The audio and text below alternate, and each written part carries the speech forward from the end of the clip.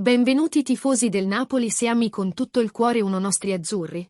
Lasciate un mi piace su questo video e iscrivetevi al nostro canale per rimanere sempre aggiornato sulle ultime notizie del Napoli. Vai al video. Finisce male la Supercoppa del Napoli. Gli azzurri cedono ai colpi dell'Inter dopo 91 minuti di forte resistenza.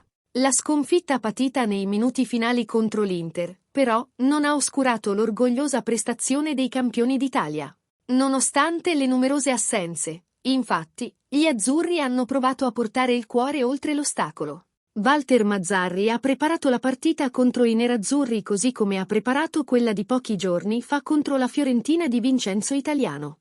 L'obiettivo del Napoli, infatti, era chiudere ogni spazio all'avanzata nerazzurra e poi riavviare il contropiede. Anche il piano di gioco dell'allenatore del San Vincenzo ha funzionato, ma la controversa espulsione di Giovanni Simeone ha cambiato il corso della partita. De Laurentiis si è comunque detto contento di quanto fatto vedere dal Napoli stasera e concederà la vittoria agli azzurri.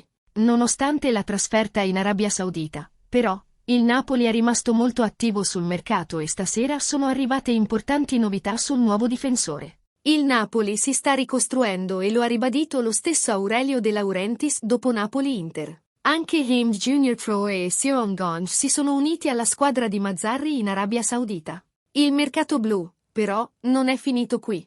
Poco dopo la partita Napoli-Inter sono arrivate importanti novità su Nehuén Pérez. Da quanto riportato da Gianluca Di Marzio, sembra che il difensore argentino sia ancora la priorità del Napoli per rinforzare la difesa. Il noto esperto di mercato ha rivelato che De Laurentiis ha già presentato una prima offerta al club friulano da 15 milioni di euro. La risposta del club di Pozzo, però, non si è fatta attendere. Dopo la sconfitta in extremis in campionato contro il Milan, sabato sera, l'Udinese ha presentato la propria richiesta. Il club bianconero, infatti, avrebbe chiesto a De Laurentiis 20 milioni di euro per lasciarlo andare. Una richiesta importante da parte del club friulano che non vuole privarsi facilmente di un giocatore fondamentale per Gabriele Cioffi. La situazione poco chiara della classifica dell'Udinese, quindi, costringe i Pozzo a provare a trattenere i propri giocatori di valore o a cederli a prezzi elevati per avere la possibilità di sostituirli negli ultimi giorni di mercato. Quando sarà più difficile chiudere importanti offerte? Secondo voi napolitani? È un buon rinforzo del Napoli? O no? Secondo me è un buon giocatore, aggiungerebbe molto al cast del Napoli. Ora voglio conoscere la tua opinione nei commenti, lascia un like e iscriviti al canale. Alla prossima volta! Forza Napoli sempre!